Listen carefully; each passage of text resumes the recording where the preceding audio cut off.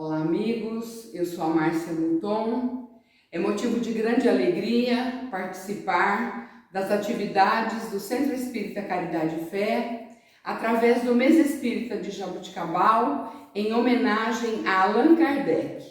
Para esse momento, nós escolhemos falar sobre a felicidade, um tema muito interessante, considerando as atividades que nós estamos desenvolvendo nos últimos tempos, através da pandemia que assola a todos nós e das reflexões que nós temos feito na nossa vida diária.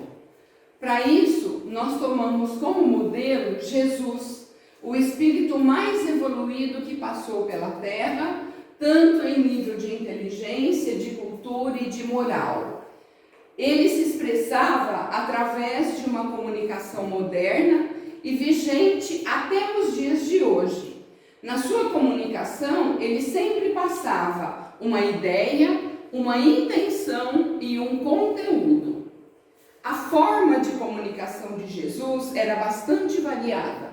Ele falava por parábolas, por sermões, através das curas, dos diálogos e dos atos que ele realizava. Através da ideia, nós temos sempre o conteúdo acerca de um Deus sábio, bom, inteligente e a noção correta do que fosse o reino dos céus. A intenção era desmaterializar o homem, humanizando-o e espiritualizando-o. E o conteúdo era da sua moral de amor ao próximo, a queda do orgulho, da vaidade, do egoísmo, dando-nos a esperança, coragem, fé e alegria de viver. Desse modo, nós verificamos que Jesus, através das suas reflexões na montanha, ele se viu, naquele momento, em contato com Deus, através das suas orações e das reflexões, meditando sobre o que acontecia. Logo ele se viu cercado de uma grande multidão de pessoas e em contato com o Pai, através da oração, iluminado pela luz do Criador, ele nos faz diversas orientações que constituem o maior acervo moral que a materialidade tem até hoje. Aí ele nos diz: bem-aventurados os pobres de espírito, porque deles é o reino dos céus. Bem-aventurados os mansos, porque herdarão a terra. Bem-aventurados os que choram, porque serão consolados. Bem-aventurados os que têm fome e sede de justiça, porque serão saciados. Bem-aventurados os misericordiosos, porque alcançarão misericórdia. Bem-aventurados os puros de coração, porque verão a Deus. Bem-aventurados os pacificadores, porque serão chamados filhos de Deus. Bem-aventurados os que são perseguidos por causa da justiça, porque deles é o reino dos céus. Bem-aventurados sois vós, quando vos injuriarem e vos perseguirem, e mentindo, disserem todo o mal contra vós, por minha causa. Alegrai-vos e regozijai-vos, porque será grande a vossa recompensa nos céus, pois foi assim que perseguiram os profetas que vieram antes de vós. Está narrado em Mateus, no capítulo 5, versículos de 3 a 12. Nós vamos perceber que este conteúdo, ele corresponde ao Sermão da Montanha. A mesma oportunidade que nós temos outros ensinamentos grandiosos, pois foi aqui que o Cristo nos disse: vós sois o sal da terra, a luz do mundo. Não vim destruir a lei, mas sim dar cumprimento. Antes de fazer a tua oferta no altar, reconcilia-te com o teu inimigo. Não adulterarás. Se teu olho for motivo de escândalo, arranca-o. Ainda nos falou sobre o casamento, o divórcio, o adultério. Nos disse: amai os vossos inimigos, fazei-lhes todo o bem que puderes. Não se pode servir a Deus e a Mamon. Não julgueis, para não seres julgados. Não ajunteis tesouros na terra. Sede perfeitos, como é o Pai. Vês o cisco no olho do teu irmão e não vês a trave no teu. Entrai pela porta estreita, pois larga é a da perdição. Ele ainda nos disse: guardai-vos dos falsos profetas. Nem todos os que dizem Senhor, Senhor, entrarão no reino dos céus. E nos deixou um grande legado, que foi a oração do Pai Nosso. Jesus falava para um povo extasiado e admirado, e ele nos ensinava com a sua autoridade moral. Ele nos disse como ninguém jamais falou. Neste momento, quando nós refletimos sobre o conteúdo do Sermão da Montanha e os grandes ensinamentos que ele nos deixou e que são verdadeiros e úteis até o momento, nós percebemos que esse continua sendo o grande convite. É o Cristo batendo a nossa porta. Então, quando nós analisamos felizes os pobres de espírito, os que choram, os injustiçados, os que têm fome e sede de justiça, felizes os que sofrem perseguição, no primeiro momento, quando nós analisamos, percebemos que se trata de um contrassenso. Porque afinal, como é que eu posso ser feliz com situações tão difíceis? No entanto, quando nós vamos estudar as bem-aventuranças, nós vamos observar que bem-aventurança, da filosofia grega, significa felicidade, ou seja, é o fim último e o supremo bem do homem, o que constitui o verdadeiro sentido da vida. Então, bem-aventurado é o feliz, bem-aventurado é aquele que vê sentido na sua vida, lutando por aquilo que o está sendo colocado para a sua avaliação e para o seu desafio. Nas bem-aventuranças, nós vamos verificar então o que significa no hebraico estar em marcha, ou seja, bem-aventurado é aquele que diante da dificuldade, ele não se detém, ele continua adiante. Ao passo que a infelicidade é aquele que está parado, que está detido, ou sobre a imagem, ou sobre o sintoma, ou sobre a memória de um ato menos feliz que aconteceu com ele. Então, quando estamos em busca da felicidade, nós vamos verificar que todos os reformadores prometem aos homens a melhoria da sorte e fazem com que essa melhoria esteja na dependência de grandes revoluções políticas ou de transformações sociais. O Cristo procedeu exatamente o contrário. À medida que os homens tomarem consciência da felicidade que vai ligada à prática dos preceitos evangélicos e transformarem a si próprios, o seu comportamento moral melhorado será um fator que há de aperfeiçoar as instituições. Essa afirmativa é de um pensador, Georges Chevreul. E nós vamos verificar que a narrativa de Lucas, no capítulo 12, versículo 34, Jesus nos diz: porque onde estiver o vosso tesouro, ali estará também o vosso coração. E em Hamed, no livro Renovando Atitudes, nós vamos observar que está escrito: as estradas que nos levam à felicidade fazem parte de um método gradual de crescimento íntimo, cuja prática só pode ser exercitada pausadamente, pois a verdadeira fórmula da felicidade é a realização de um constante trabalho interior, ou seja, é a transformação que nós vamos realizando em nós mesmos à medida que os problemas vão aparecendo e que a gente vai se modificando. Joana de Ângeles, no Ser Consciente, nos diz que felicidade é o sentido.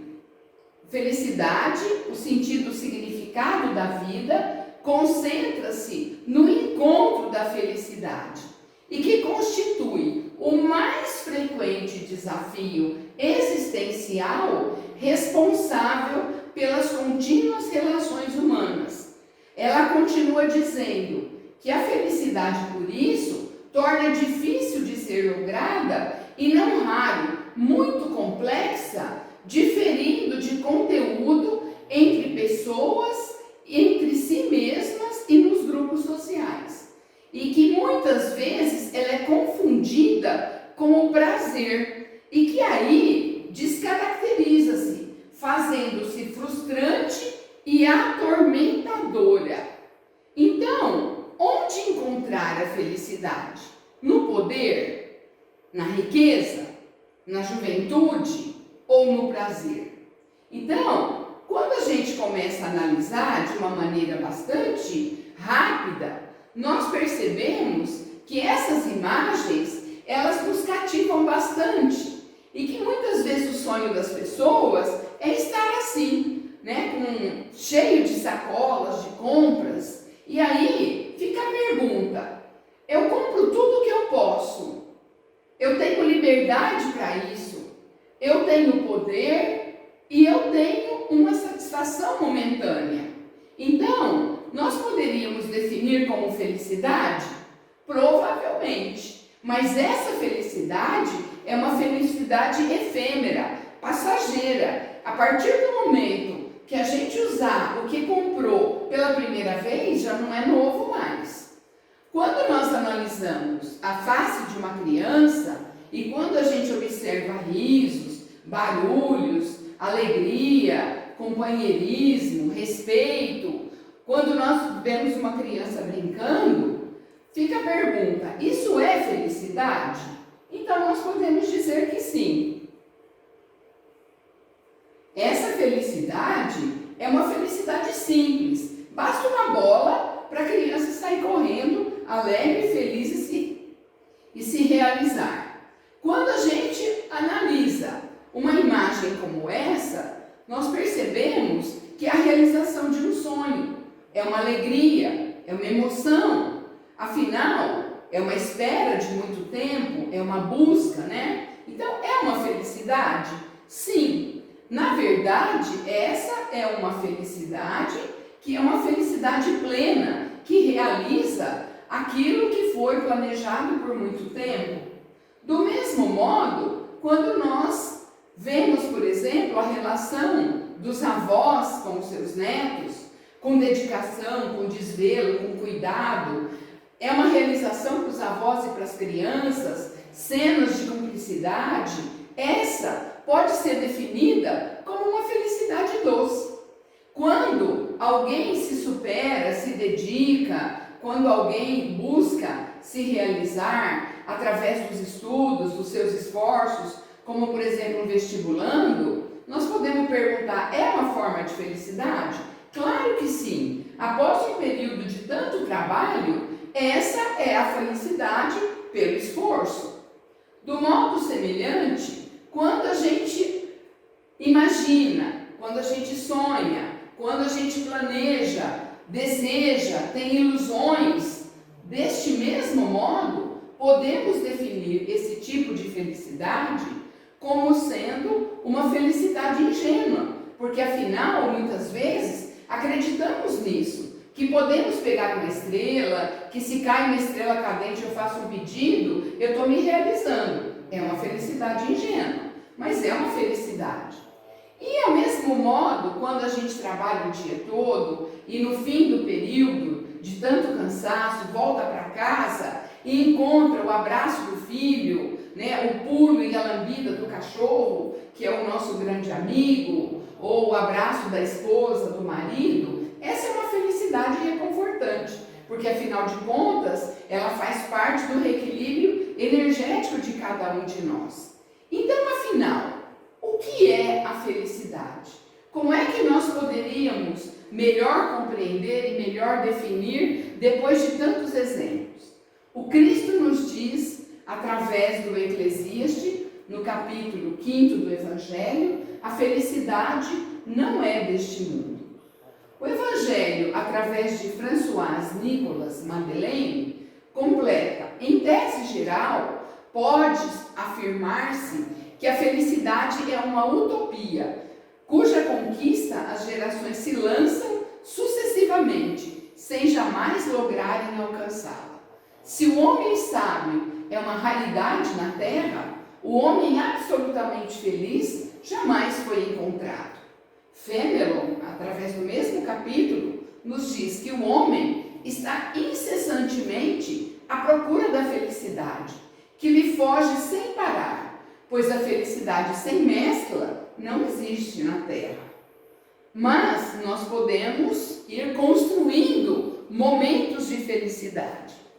Já a infelicidade do hebraico quer dizer andar em círculo, estar preso, estar fechado em seu sofrimento, em seus pensamentos ou até mesmo em suas emoções. Ou seja, toda vez que eu me detenho diante de um problema e fico remoendo, eu estou construindo em mim a infelicidade.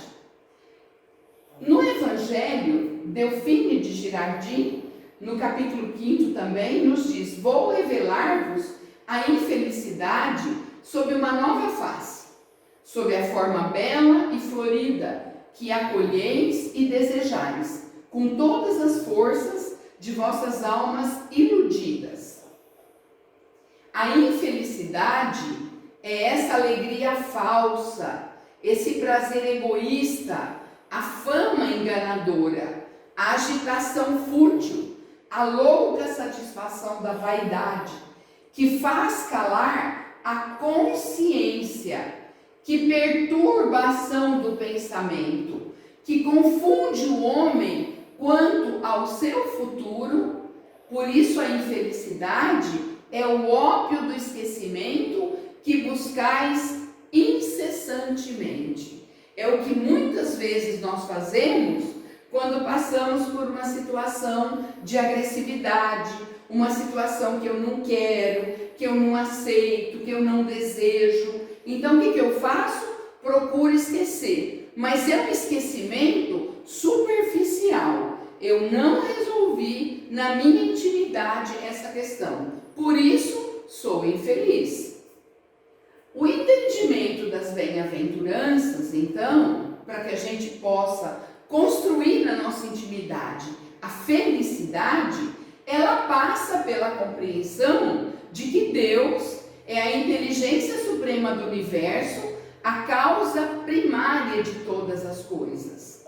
Sobre a imortalidade dos espíritos, o processo de reencarnação de vidas sucessivas, com a possibilidade de nos reeducarmos em outras vidas, as leis de causa e efeito, a confiança e a fé na vida futura e principalmente a certeza de que fomos criados para sermos felizes. Então a compreensão nos dá o entendimento das bem-aventuranças e por isso a felicidade do homem, nós vamos compreender que ela não diz respeito ao que ele possui, ao que ele tem, mas ao que ele é. Não está condicionada pela atitude dos outros a nosso respeito. Não depende do rumo que seguem os acontecimentos, mas da maneira como nós reagimos diante deles. A felicidade, então, depende de nós. A sua origem está em nós. Se vivermos como discípulos do Cristo, teremos em nós todos os meios de sermos felizes. Os espíritos em transformação, então ele precisa de quê? Para que atinja novos patamares evolutivos, ele precisa de novas oportunidades para novas perspectivas de conhecimento. E isso é dado através do processo reencarnatório. A reencarnação, ela vai nos possibilitar diferentes estágios de transformação do espírito que somos. E a base para esse processo nós vamos encontrar no Evangelho, que é o código moral de conduta do espírito. Vamos tomar então, para entendimento melhor, a parábola do filho pródigo, narrada em Lucas, no capítulo 5, versículos de 11 a 32. Então ele nos conta a história do espírito ignorante e imediatista, filho ávido pelos prazeres da vida, que se aventura através da sua própria intimidade, buscando sempre vontades imediatas. Ele se esquece do futuro, esquece que ele vai ter que viver o amanhã, e como seu pai era um homem de posses e tinha muito dinheiro, e ele, como herdeiro, decide reivindicar a sua herança para que ele possa desfrutar a vida material. E se entrega ao uso de drogas, de álcool, do poder, do sexo desregrado e de todos os prazeres que a vida material lhe daria. Mas qualquer comportamento justificava então o seu alcance, até que ele passa então a experimentar situações sempre iguais, uma mesmice muito grande, porque tudo que ele queria ele conseguia. Na sua intimidade se constrói um grande vazio, ele entra no processo de depressão e de dor. E o que nós vamos perceber então? A construção do vício. Qual é o vício? É aquele de estar dependente da matéria e sempre se utilizar da matéria para se satisfazer, sendo que num determinado momento isso não é mais suficiente. Então essa grande situação que muda o torna estéril, ineficaz, porque ele não consegue mais ter prazer, ele não consegue mais se realizar, ele passa então a viver experiências dolorosas, e nós vamos perceber que essas experiências são necessárias. O vício e o orgulho são vencidos finalmente pelo arrependimento e pela dor, quando ele decide voltar, e aí encerra-se então esse estágio doloroso para o espírito, e ele aprende que o mundo não está para servi-lo, e para se recuperar que ele precisa sim da ajuda do próximo. E nós vamos perceber que nesse caso, esse esforço de libertação é proporcional às raízes. O que são essas raízes? Quanto mais eu fiquei dependente daquilo, por exemplo, no caso do filho pródigo, da matéria, do dinheiro, da condição de luxo, de prazeres, quanto mais isso estiver fixado nele, maior vai ser a dificuldade dele se recuperar. Então, essas transformações, elas vão acontecer através da renovação dos sentimentos, através da mudança das atitudes. O que falamos, o que pensamos, o que fazemos, o que praticamos, como julgamos os outros, ou seja, a nossa conduta diária. Vencer o automatismo e os conceitos do passado ou o preconceito não é fácil, mas é o exercício que precisa de ser aprendido. E com isso, a busca por novas e felizes experiências, alterando ambientes de convivências, programas, discussões, participando de outras companhias, vivendo novas oportunidades que haverão de sustentar novos hábitos que precisam de ser implantados na nossa intimidade. A partir daí, nós vamos passar a viver momentos de felicidade. Então, esse retorno deve ser sem culpa, sem medo, ou sem a falta de fé em Deus, ou na nossa capacidade de renovação.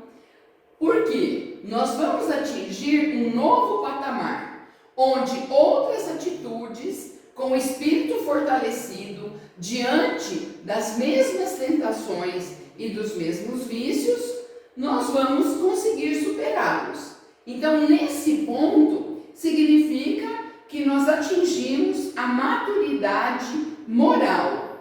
Essa maturidade moral é exatamente a orientação do Cristo para nós. Orai e vigiai. Vigiai e orai, para que não entreis em tentação. A oração sincera é uma força incessante que garante essa maior resistência interior. Ela vem no auxílio em todos os momentos. Vigiar a nós mesmos é muito mais difícil do que vigiar o outro. Por quê? Requer que eu vasculhe o meu íntimo, porque eu sei das intenções das minhas atitudes.